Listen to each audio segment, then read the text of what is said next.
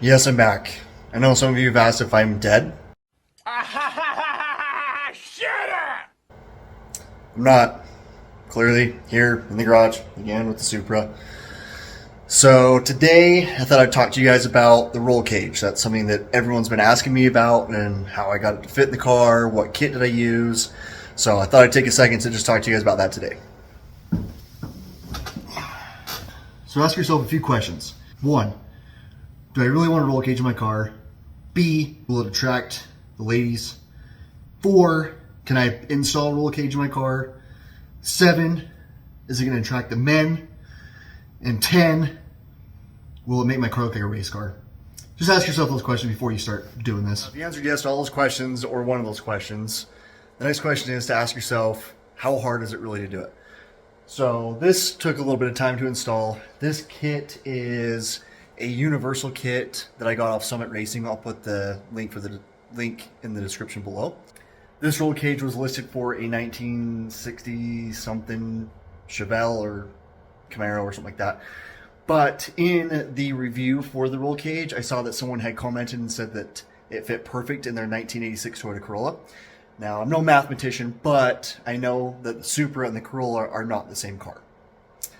But I figured the height difference between the floor and the roof are probably pretty similar. So I just totally gambled on it instead of doing the right thing and measuring everything and looking at the dimensions before ordering it like a good fabricator would do. I just entered my credit card number and purchased it. Now, I got pretty lucky. It actually fit, which was very strange, I guess. I mean, I don't know. I don't know what I was expecting. I was expecting it not to fit, but it fit perfect. The hoop was already pre-bent. Everything was already pre-bent for the kit to fit that car. So the hoop was done, the door bars were bent, and the bars going back to the trunk were already bent as well. Hopefully this gives you kind of an idea what the kit includes. So this is an 8-point cage, meaning that there's 8 points that contact the chassis on the car. So it comes with the door bars that are already pre-bent. It comes with the main hoop, comes with the horizontal bar, and then it comes with 2 bars that go back to the trunk or the back of the car area. And then you've got the tunnel bars. So you got one that goes from this corner down to the tunnel and from this corner down to this tunnel. You can see my cage is a little bit different. I went in and I put this vertical or whatever angled bar right here. We had to go in and measure this. We had to cope the bars and then we cut it. So the kit that I have does not come with this bar. I made that bar and it made it look actually pretty cool. Back here is what makes this cage a little more unique. It didn't come with this bar here, the horizontal that ties the 2 shock towers together, but I wanted to put that in there because I did not want to do one of the bolt-on strut tower bars. I wanted it to be all welded in and fixed.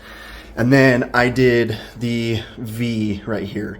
Like I said, I wanted something just a little more unique. I was going to just weld them into the shock towers here and go up to the corners of the hoop, but I thought this would look a little bit cooler.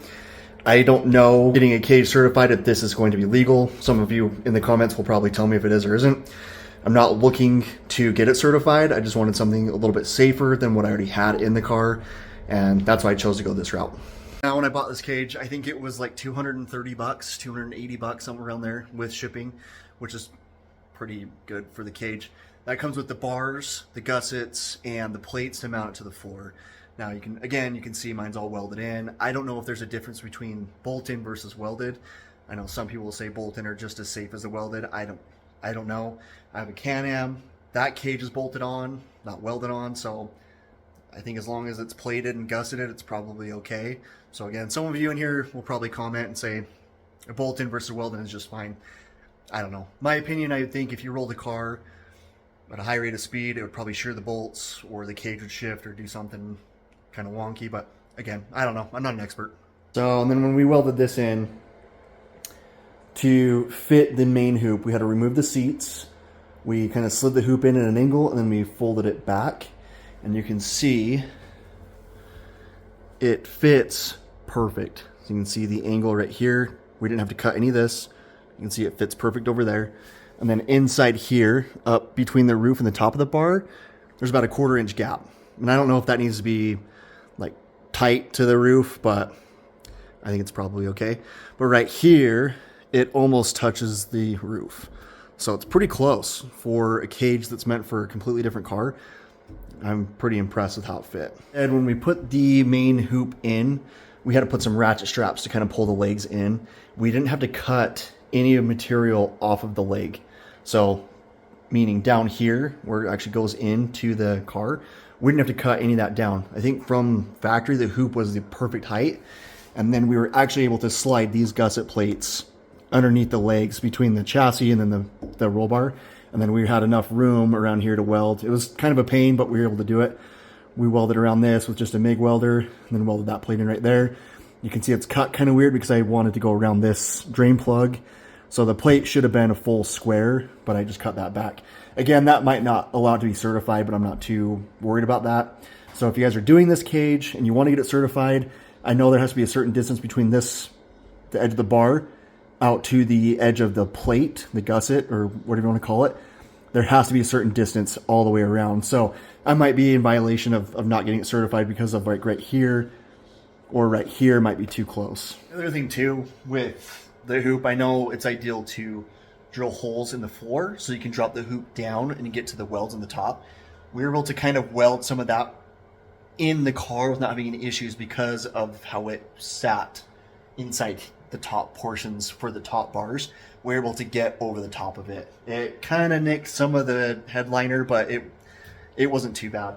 But that's ideal, is to drill the holes in the floor, drop the cage down, weld it all the way through, pull the cage back up, slide the gussets underneath, weld it. If you guys haven't seen that, there's plenty of YouTube videos out there that shows you how to do that kind of stuff. But that's how you get the cage fully welded out. The middle bars, so that horizontal bar and that diagonal bar, I'll add a picture here. But when we were welding it, my buddy Alex had to like lay underneath the roll cage to get up underneath to weld it. And again, it worked out just fine, but a little sketchy. Probably some things we could have done different, but hey, it was just in the garage, not a huge deal. If we had more time, more space, a different way, but it worked out just fine. Like I said, pretty happy with it, and I don't have any problems or haven't had any problems with it since. On some roll cages with Supras, this bar, so the main hoop, is actually bent back a little bit, so it's more of an angle. So it comes, still kind of goes in the same place right here, but kind of comes back at an angle here. That's so the seat, if you have a recliner seat, can still move. So you can pull the seat forward, you won't run into anything, and then the seat can go back and it won't run into the hoop. I am pretty much right up against the roll cage. You can see I've got maybe a little bit of a distance between the seat and the roll bar. I mean, it's almost touching right there. The seat belt's kind of in the way. But this is a fixed back seat, and it's a non-recliner, so it's not going to move at all. So I wasn't worried about that part of it. I did get in the car with the seat and mocked it up before we put the roll cage in, just to make sure that I was tall enough to reach the pedals. The seat wasn't too far forward or too far back. I can actually probably move the seat a little bit forward to make it a little more comfortable. But right now, it's actually not too bad. Now, obviously, I can't show you guys how to weld this in. This isn't a video on how to install a roll cage. It's already in the car. I'm not going to pull it out and weld it back in. But keep in mind this portion right here. When I put these bars in, when I had my buddy weld them in, I sat in the seat and I wanted to see where this bar was going to sit with my arm. I didn't want this to be too high. I didn't want to be too low. But the thing that kind of helped with this was this portion of the seat right here. The bar sits perfect right in between here and then the bottom of this portion of the seat here. The other thing too, people ask me is how well does it fit in with the door? So when the door's shut, this actually doesn't even touch the door at all. It's pretty close to it, but it actually doesn't even touch it. So again, it's almost like this kit was made for this car, which is pretty cool on a total gamble. I'm pretty happy with it. Maybe you can see, try to get in here, how close it is to the door. So it looks like it's touching, but it's not. It's maybe about 1/8 of an inch from touching the door. So, and then you saw at the beginning, it's kind of a pain to climb in and out. So just remember that. If you don't want to do the door bars, you probably don't need to. You could probably just go with the 4-point cage, the hoop, maybe even do the tunnel bars, and then the bars that go back to the trunk. So that's what's nice about this kit. Fully universal. You can take whatever out you don't want. You can add whatever you want to it. This kit is a 120 wall DOM kit, so it's going to be plenty strong as long as it's installed correctly and welded right. It should probably be fine. And we welded this in with just a MIG welder. We probably could have gone in and TIGged it, but the MIG was just fine. We used a 240, so we had pretty good penetration when we installed this, to the point where it was melting the undercoating on the car, and actually caught the car on fire. So I don't have a video of that, but you guys can obviously imagine what that was like. We're in the car, we're welding it, and all of a sudden we see smoke, and we're like, that's not normal. I hopped out, looked underneath, and the bottom of my car was on fire. Luckily, I was able to just kind of hit it with a damp rag, and it was fine. It didn't obviously burn my car to the ground, or we wouldn't be standing here right now.